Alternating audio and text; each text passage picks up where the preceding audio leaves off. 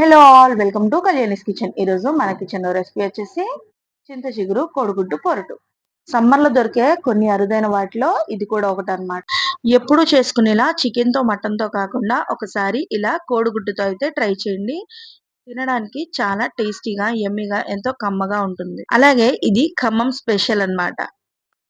ముందుగా చింత చిగురిని నేను చూపించిన విధంగా చేత్తో నలుపుతూ ఉంటే ఇలాగా పుల్ల అనేది సపరేట్ అయిపోతుంది. ఆకునంతా చక్కగా లైట్ గా నలిపితే చాలండి, పుల్ల అనేది సపరేట్ అయిపోతుంది. ఈ పుల్లలు తగిలితే ఏంటంటే కొంతమంది పిల్లలు తినలేరనమాట. సో అందుకోసమని ఇలా పుల్లలు అనేవి సపరేట్ చేసుకోవాలి. పుల్లంతా సపరేట్ అయిన తర్వాత చూసారు కదా, ఆకు అనేది ఎక్కువ నలగలేదు. ఈ విధంగా తీసుకుంటే ఆకుగానే ఉంటుంది. ఇప్పుడు ప్రొసీజర్ లోకి అయితే వెళ్ళిపోదాం.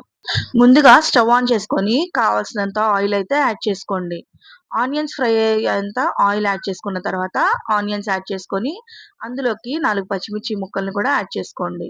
ఇప్పుడు ఇందులోకి కావాల్సినంత పసుపు అలాగే ఉప్పును కూడా వేసుకొని ఒక 10 నిమిషాల పాటు వేయించుకోండి. ఇందులోకి మెయిన్ గా వెల్లుల్లి అనేది దంచుకొని వేసుకుంటే చాలా టేస్టీగా ఉంటుందన్నమాట. ఎటువంటి జింజర్ గార్లిక్ పేస్ట్ అనేది అవసరం లేదు. నెక్స్ట్ మనం చింత చిగురిని నలుపుకున్న దాన్ని చక్కగా కడుక్కొని ఇందులోకి అయితే యాడ్ చేసుకోండి.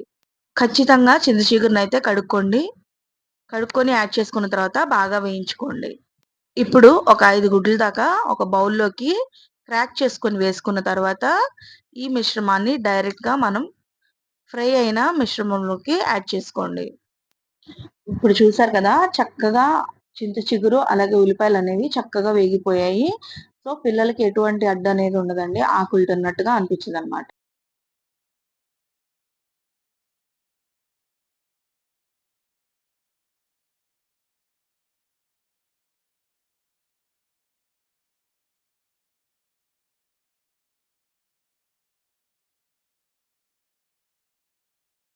కారం వేసుకున్న తర్వాత లైట్ గా తిప్పుకోండి, లేదంటే ఎగ్స్ అనేవి కంప్లీట్ గా స్క్రాంబుల్ అయిపోతాయి.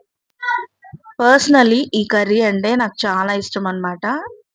సమ్మర్ లో వచ్చే ఈ చింత చిగురు మన హెల్త్ కి చాలా మంచిదండి, అలాగే కళ్ళకు కూడా చాలా మంచిది. మరి అలాంటి రెసిపీని మీరు కూడా ఒకసారి ట్రై చేసి ఎలా వచ్చిందనేది నాకైతే కమెంట్ సెక్షన్ లో చెప్పడం మాత్రం మర్చిపోకండి. నా వీడియోస్ కానీ మీకు నచ్చినట్లయితే లైక్ చేసి, షేర్ చేసి, సబ్స్క్రైబ్ చేయడం మాత్రం మర్చిపోకండి. Thanks for watching. Bye bye.